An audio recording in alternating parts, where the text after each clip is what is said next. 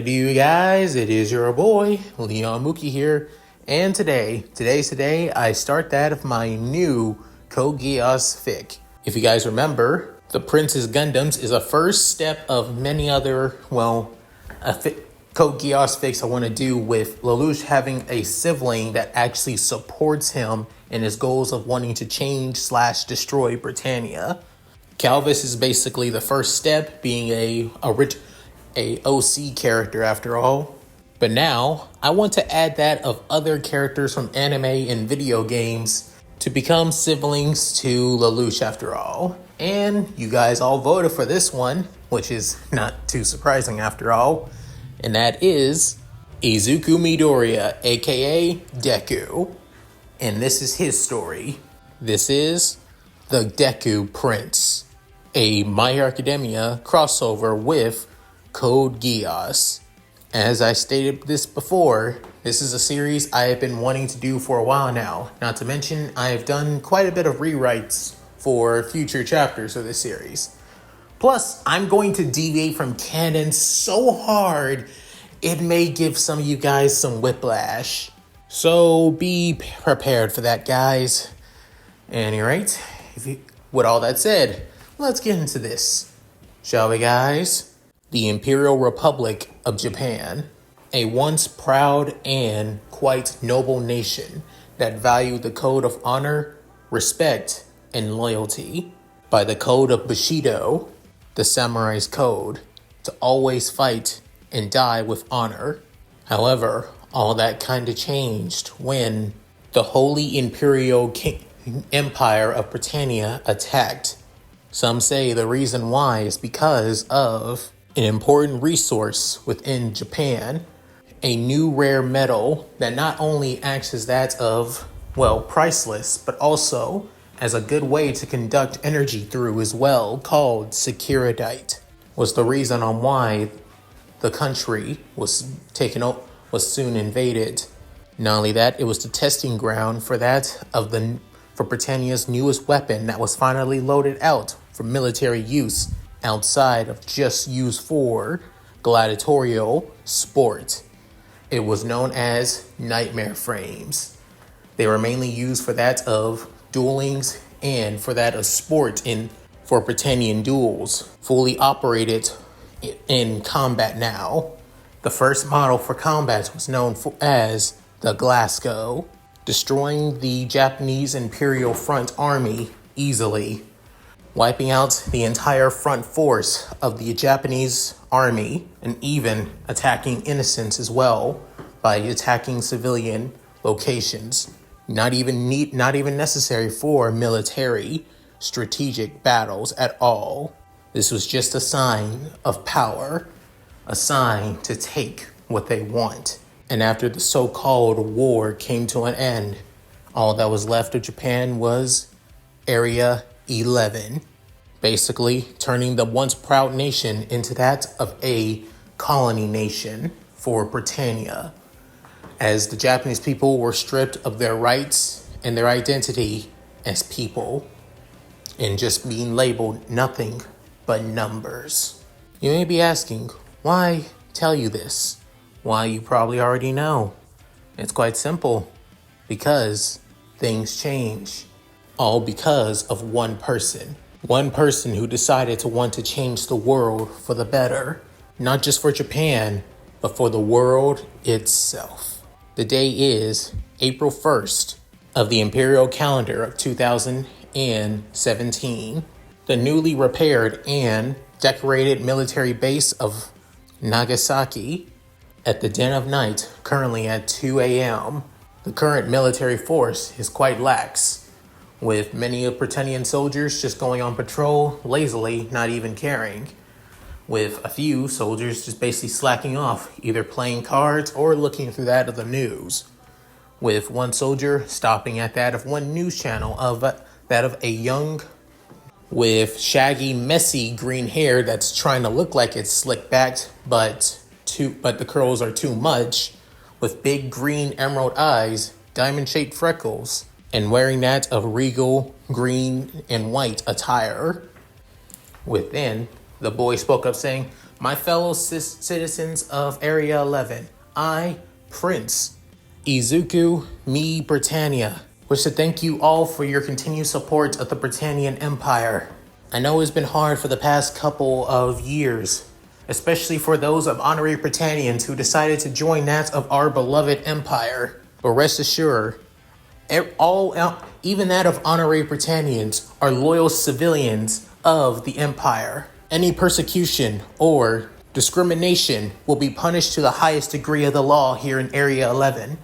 I only wish for all of us to truly get along to make that of Britannia and Area 11 the greatest colony within that of the Holy Britannian Empire. Please, lend me your support. Within, soon, the man switches to the news saying, naive little brat. With one of the guards saying, come on, you really want to talk about that of the 10th prince in line to the throne? Within, the guy that's also playing cards saying, he's only nothing but a figurehead here in Area 11. Everybody knows that it's Prince Clovis who's in charge of Area 11. Within, one of a guard soon comes in with that of coffee and also an energy drink in his hand saying, careful now, we don't say the loud parts out loud after all. As he offers the energy drink to the guy who switched the channels before drinking his coffee saying, even so, doesn't matter. The brat's policies actually have improved qualitativity for that of Area 11 up to that of at least 10% higher than other areas. That whole supporting the honorary Britannian system thing has actually helped us out. Within, one of the guys playing the cards saying, but even so, it's also alienated a lot of pure-blooded Britannians and even the nobles here too. Luckily, Clovis is basically keeping them in check, the great leader he should be, and the one who should be truly in charge of Area 11 on paper, but instead he has to do it from the shadows. Within, the man going to that of his post, as for going through that of the monitor, seeing the camera feed saying, even so, the guy can't even handle that of one lone terrorist, alongside the other terrorist factions across Area 11 too. Especially that one terrorist cell. Within, the guy who turned off the TV saying, you're talking about the so-called heroes. Within, the guy just sipping his coffee saying, yeah, those guys have been hitting so many military bases, and they strike without anybody noticing. A lot of guards either end up dead or basically so badly injured to the point that they leave service, honorable discharge and everything. As for the leader of the organization that calls themselves heroes, within, the other guy playing cards couldn't help but say, you're talking about their leader Deku, that mask freak. Within saying, and I win. Royal flush. Within, the guy saying, screw you, you fucking asshole. Within saying, I guess you'll be doing my extra shifts starting next week. Within, he couldn't help but basically grit his teeth in annoyance. Before then, the guy on the monitors, still looking through the monitors, sipping his coffee, saying, Deku, the guy is quite something else. Quite dangerous. I hear, given all the bases he's hit, only people can already tell what he looks like with his mask. Nobody knows what he looks like under it. But the way he sounds young, don't you all think? Within, the guy walking over to the person nearing the cameras, taking a hit of his energy drink, saying, it's basically another stupid Japanese kid thinking he can play hero, trying to be the revolutionary. If you take my opinion, these 11s need to know their place. And I hear that he and his organization, the Heroes, are supposed to be on the same level as the Japanese Liberation Army. And yet, unlike the Liberation Army, they almost seem like they have that guerrilla tactics, or rather, I don't know. Maybe they have inside people. Within, the guy basically still gloating that he won, saying, people, you mean traitors? Within that of the Imperial Army? Fat chance. Britannians being traitors would never happen. They would all know what happens with traitors. Within the guy at the camera saying, oh, however, he's typing a few buttons before then going to that of a lever. Within one of them say, yeah, everybody knows if Britannians ever betrayed the imperial family and that of the empire is punishable by the highest degree, by death, and made into a spectacle at that. And honestly, it'd be the greatest humiliation before reaching your death. And within soon, hearing alarm saying, secure military gate barracks has been opened. Military gate barracks has been opened. Within, the guard saying, wait, why is the front entrance opening? As the guard can up and say, oh, that's simple, because I opened it. Within, all of them say, what? Why would you? Without warning, that's when multiple gunshots basically were released into that of the control monitoring room. Before, as the guards who were playing cards were basically gunned down easily, before the guard who pulled out that of his gun, his hand was soon cut off by that of a katana. However, the katana's edge is basically a purple. Within, the guard couldn't help but basically crowd in pain as he's missing his limb on the ground. As for the guard that pulled out that of a submachine gun and a katana in their hands, flicks the blood off that of the sword. Before then, the voice basically changes and modulates, saying, sorry about that, becoming more feminine, as then saying, it was pretty annoying basically going through this. Within saying, you're not the same guard that always bees here. What the hell did you do to Simmons? Within, soon removing that of a surprisingly weird ass mask.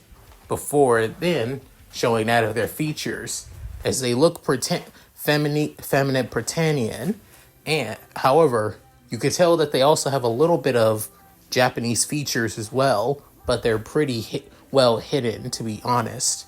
With crimson red hair, as they couldn't help but basically have that of a nonchalant smile on her face, saying, oh, he's a little bit preoccupied, taking a well-deserved long nap, if I do say so. Within, soon, that's when the alarms go off, as multiple explosions soon go through that of the military base. Even though the alarms are going off, nobody's speaking up, especially since they're in the control room where that of the main loudspeaker is located. Within, realizing, you snuck into us. You allowed the base to be attacked. Who are you? Within, as she's saying, well, given that you're going to die anyway, no point of keeping it a secret after all. Within, going down to that of the guard's level, looking straight into his soul through that of his eyes, saying, the name is Kafka Lalier, from the former noble house of Lalier. Within, saying, you're a noble? Former noble. Well then, bye-bye. And as for your family, they'll be sent as of a proper apology and be well taken care of after your death. Within saying, wait! Before then, without warning, stabbed straight in through the heart, instantly dying right then and there. Within soon, looking through that of the monitors, as tons of explosions going off, with seeing that of nightmare frames basically causing havoc and chaos across the base, as the nightmare frames around the base were about to try and, combat that of the enemy nightmare frames. However, they're easily dispatched pretty easily without even breaking a sweat, mainly due to that of the pilots of the nightmare frames attacking are a lot more skilled, capable, and stronger. With dancing, it looks like they're all having a little bit of fun. I never truly understand the love that people have when piloting nightmare frames. It's always so, boring if you can't do it yourself. Within, outside, as more explosions go on, as that of 6 nightmare frames are basically causing chaos across that of the base, as 3 of them being Glasgow's 5th generation nightmare frames. However, one of the Glasgow's looked a lot more, heavily armored and more respectable design, actually, looking more close up to that of the knight than that of a, well, nightmare frame made for combat. Something that you would see possibly from that of the Imperial Army from Cordelia's regiment, the second princess of Britannia's regiment, or maybe something from that of the third princess in line to Britannia's royal imperial family, Maribel, as it's all white. However, it has that of a little bit of red patterns and stripes across it, as it used that of a sword to cut down that of the Sutherlands coming straight at them, as it cuts down each and every one of them without even breaking a sweat, with some pilots able to eject, while some not so much. As for that of the other two Glasgows, with one Glasgow basically being black and red, using that of a polearm spear to basically cut through that of the Sutherlands around the base without even breaking a sweat, even basically using that of the polearm spear as that of a lift to lift up that of the Glasgow to basically land on that of other Sutherlands, destroying them and cutting them in two. And the other Sutherland also white, however, it has that of green highlights and patterns is across that of its armor as well. However, it using that of twin swords, but not just any swords, but experimental swords known as Varus blades, as these Varus swords slices through that of the Sutherlands without even breaking a sweat pretty easily, as they basically cut through them. Piloting this Gloucester is pushing it through its paces, almost like that of a true elegant fighter in combat. As for the three other, well, nightmare frames causing habit, as these are not Gloucesters, but different types of nightmare frames. One of them looking like that of a mix of a Glasgow and that of a Sutherland fused together, as this is known as a Buri or a Buri Kai, a mass-produced nightmare frame made by the Japanese.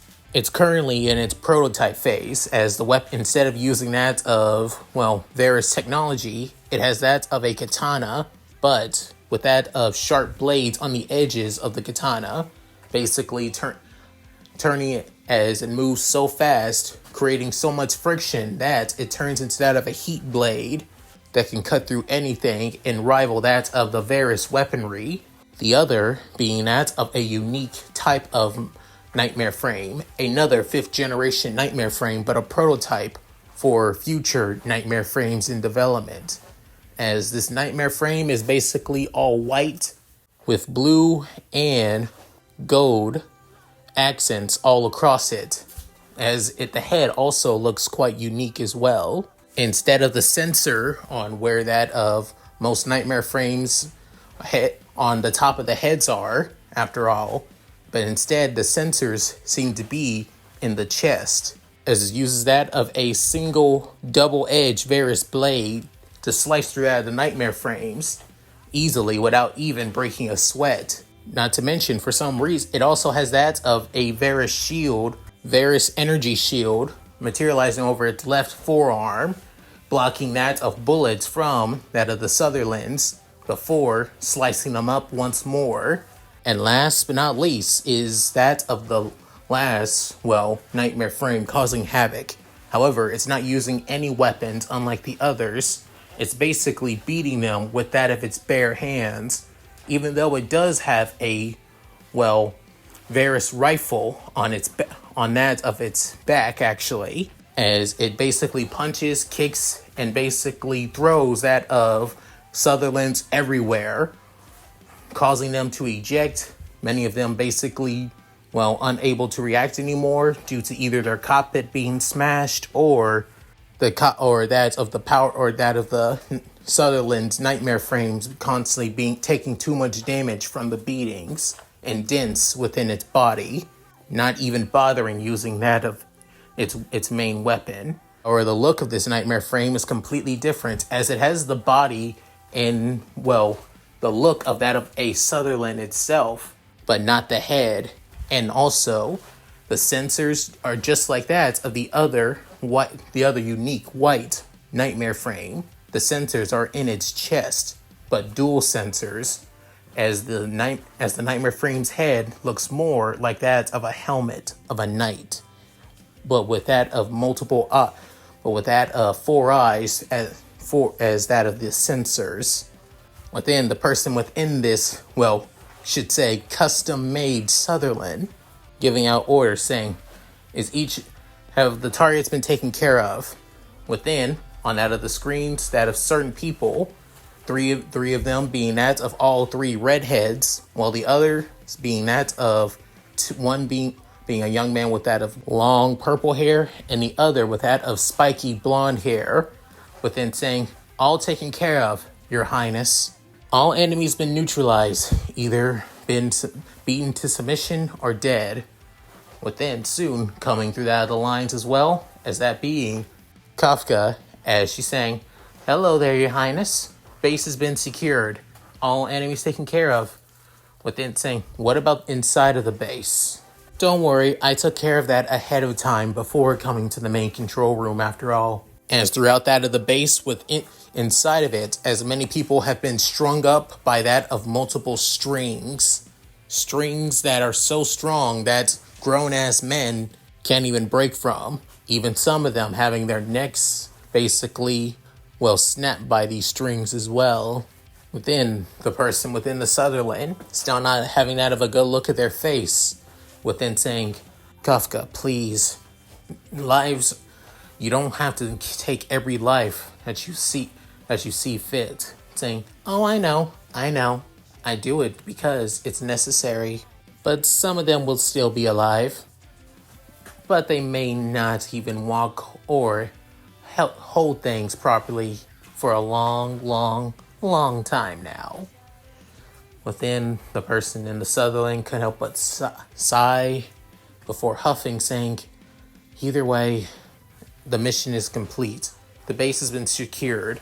Our forces will basically mop up and allow that of the enemy soldiers that are still alive to retreat. Within, the guy with that of the long purple hair saying, and that makes the third base this week. We're on a roll today. Within that of the blonde spiky haired young man saying, Your Highness, why do you continue doing this? It'd be easier just to show yourself and finally take the fight and take the country for ourselves. Within, the young man saying, promise me, I have always thought of that, but however, we need footholds, stepping stones. We need to take key locations that make it easier for us once we take Japan for ourselves.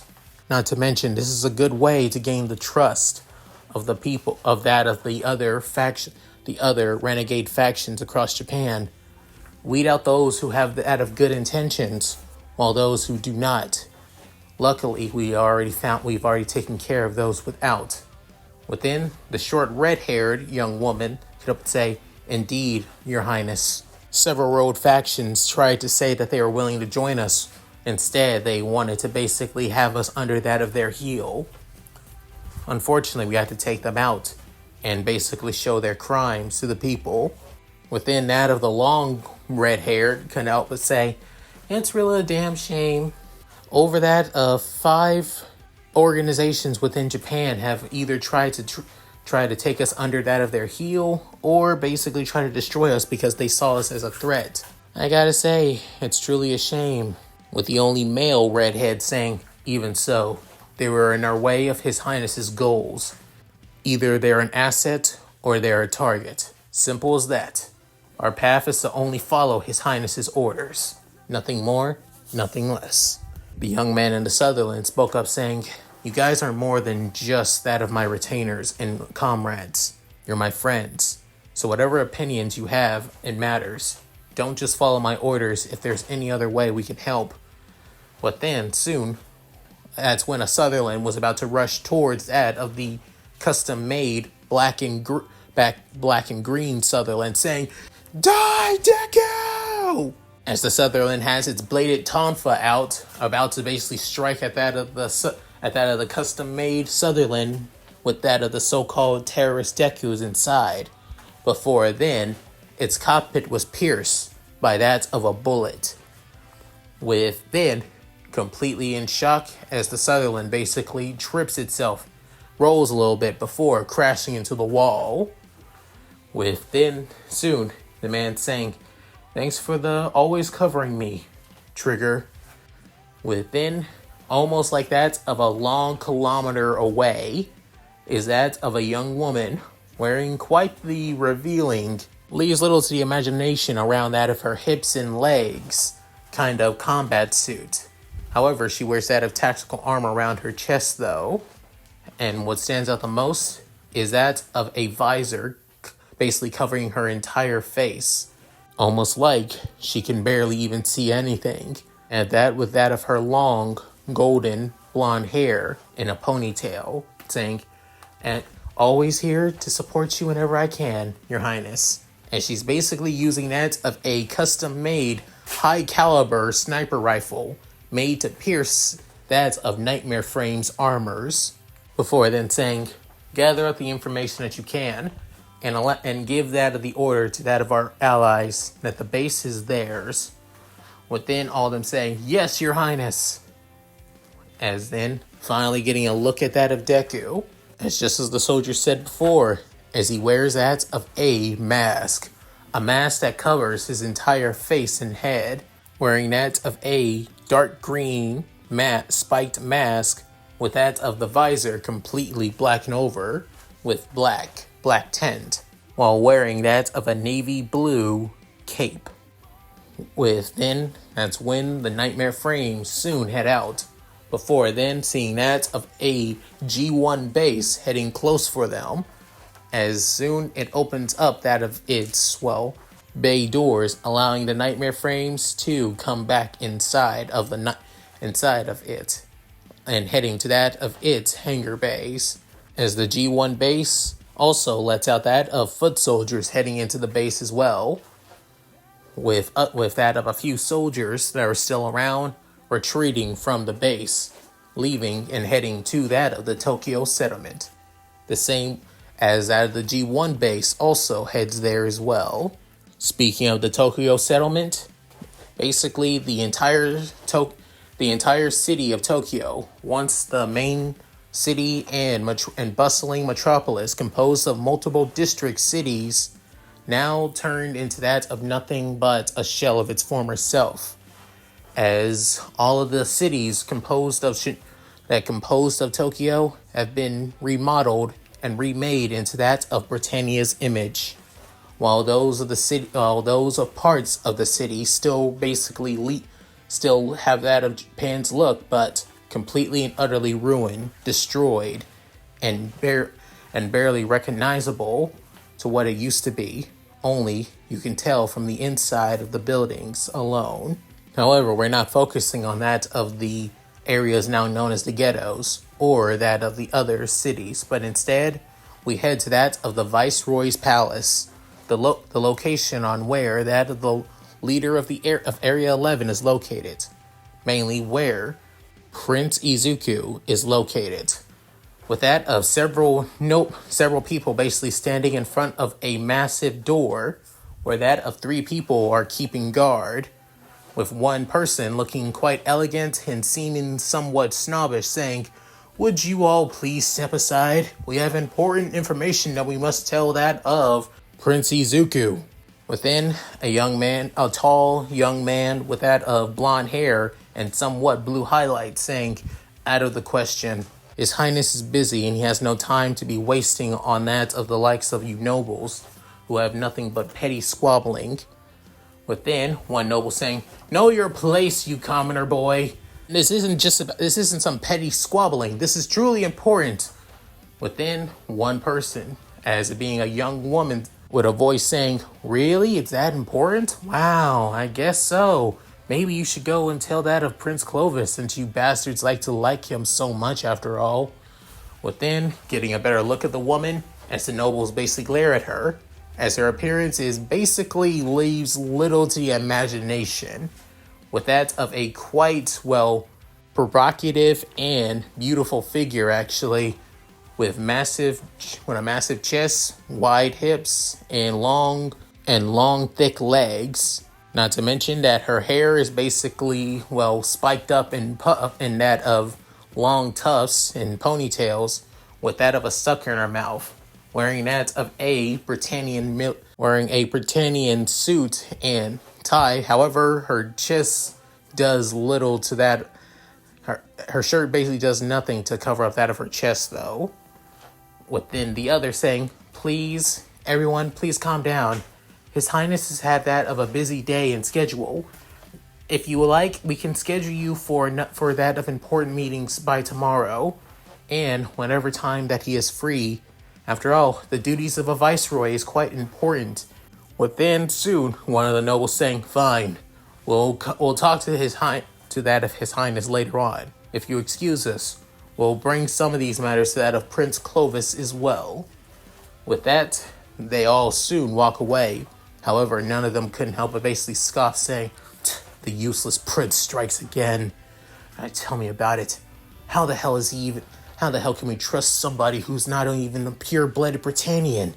Not to mention, he allows that of those honorary Britannian lapdogs to be both part of his royal guard and his secretaries, showing the favoritism of dogs liking other dogs makes sense. Even the prince has his taste, and the taste has to be that of mongrels. As they finally leave that of the hall, before then, soon, opening the door saying, figures as much. Thank you guys for holding them off a little bit. Within, the man with that of the blonde hair and blue highlights saying, we're always here to serve you, your highness. As he gets off that of a bow with his right hand to his chest, to that of his left pectoral being his heart. Within that of the blonde-haired young Japanese woman saying, seriously, your highness, do we really have to basically waste time with crap like this? Within saying, I know. I mean, it's important. Thank you guys for holding them off as long as you did before we arrived back. Yanagi, I really had to thank you so much. What would I do without you? As he also bows his head to that of his secretary, being the pink Japanese young woman with that of also quite the mature figure. However, unlike that of the young Japanese one with that of the blonde hair, her mature figure seems a lot more contained after all. Leaves little to the imagination, but a lot more respectful though.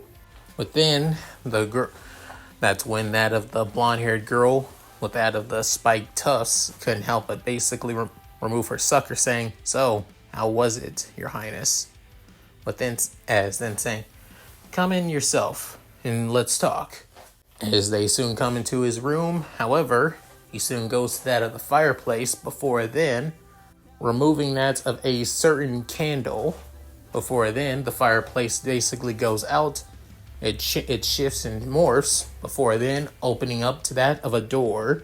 As the door automatically opens up, before then they enter inside, being an elevator. As it soon goes down to that of the lower floors. As the Viceroy Palace does have that of multiple floors and lower floors, mainly where that of the, Nightmare Hangar Bay is, but there is a floor even low before that.